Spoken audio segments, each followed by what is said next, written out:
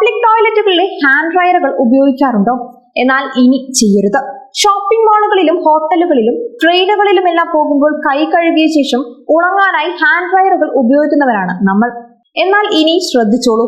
കാരണം ഗവേഷണങ്ങൾ സൂചിപ്പിക്കുന്നത് ഹാൻഡ് ഡ്രയറുകൾ ഉപയോഗിക്കുമ്പോൾ ഹാൻഡ് വാഷ് ഉപയോഗിച്ച് കഴുകി വൃത്തിയാക്കിയ നിങ്ങളുടെ കൈകളിലേക്ക് ബാക്ടീരിയകളെയും രോഗകാരികളായ അണുക്കളെയും ഇവ പുറന്തള്ളുന്നു എന്നാണ്. ബയോളജിസ്റ്റായ ലോറ ഗോൺസാലസ് ഇക്കാര്യം തന്റെ ഇൻസ്റ്റഗ്രാമിലൂടെ പങ്കുവച്ചിട്ടുണ്ട്.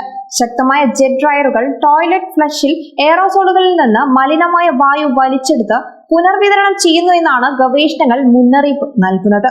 അങ്ങനെ എയർ ഡ്രയറുകൾ കൈകളിലേക്ക് രോഗാണുക്കളെ വ്യാപിക്കുക മാത്രമല്ല ആ പരിസരം കൂടി മലിനമാക്കുകയും ചെയ്യുന്നു എന്ന് നിരവധി ശാസ്ത്രീയ പഠനങ്ങൾ സൂചിപ്പിക്കുന്നത്.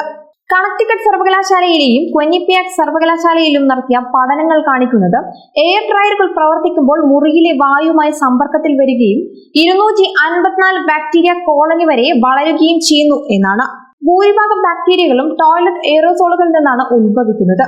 അതീവ സ്പീഡിൽ പ്രവർത്തിക്കുന്ന എയറോസോളുകൾ മലിനമായ കണങ്ങളെ കൈകളിലേക്കും വസ്ത്രങ്ങളിലേക്കും പരിസര പ്രദേശങ്ങളിലേക്കും വ്യാപിപ്പിക്കുന്നു. 2018 നടത്തിയ ഒരു പഠനത്തിൽ ചൂടുള്ള വായു ഡ്രയറുകൾ രോഗകാരികളെയും വഹിക്കുന്ന മലിനമായ വായുപ്രവാഹം പുറപ്പെടുവിക്കുന്നു എന്ന് കണ്ടെത്തിയിട്ടുണ്ട്. ഈ ബാക്ടീരിയകൾ വായുവിൽ തങ്ങി നിൽക്കുകയും ചെയ്യുന്നു. മയോ ക്ലിനിക് പ്രൊസീഡിംഗ്സിൽ പ്രസിദ്ധീകരിച്ച ഗവേഷണ പഠനങ്ങളിൽ പറയുന്നത് കൈകൾ ഉണങ്ങാൻ ഏറ്റവും നല്ല ഉപാധി പേപ്പർ ടവലുകൾ ഉപയോഗിക്കുക എന്നതാണ്. ഡ്രയറുകളിൽ നിന്ന് വ്യത്യസ്തമായ പേപ്പർ ടവലുകളിൽ അണുകൾ ഉണ്ടാവില്ല. അവ വേഗത്തിൽ ഈർപ്പം ആഗിരണം ചെയ്യുകയും സൂക്ഷ്മജീവികളുടെ കൈമാറ്റം കുറയ്ക്കുകയും എയർ ഡ്രയറുകളുമായി ബന്ധപ്പെട്ട പരിസ്ഥിതി മലിനീകരണം തടയുകയും ചെയ്യുന്നു. വിമാനത്താവളങ്ങൾ, സ്കൂളുകൾ, ആശുപത്രികൾ തുടങ്ങിയ തിരക്കുള്ള സ്ഥലങ്ങളിൽ ജെറ്റ് എയർ ഡ്രയറുകളെ അപേക്ഷിച്ച് പേപ്പർ ടവലുകൾ ഉപയോഗിക്കുന്നത് അണുബാധ സാധ്യത ഗണ്യമായി കുറയ്ക്കാൻ സഹായിക്കും.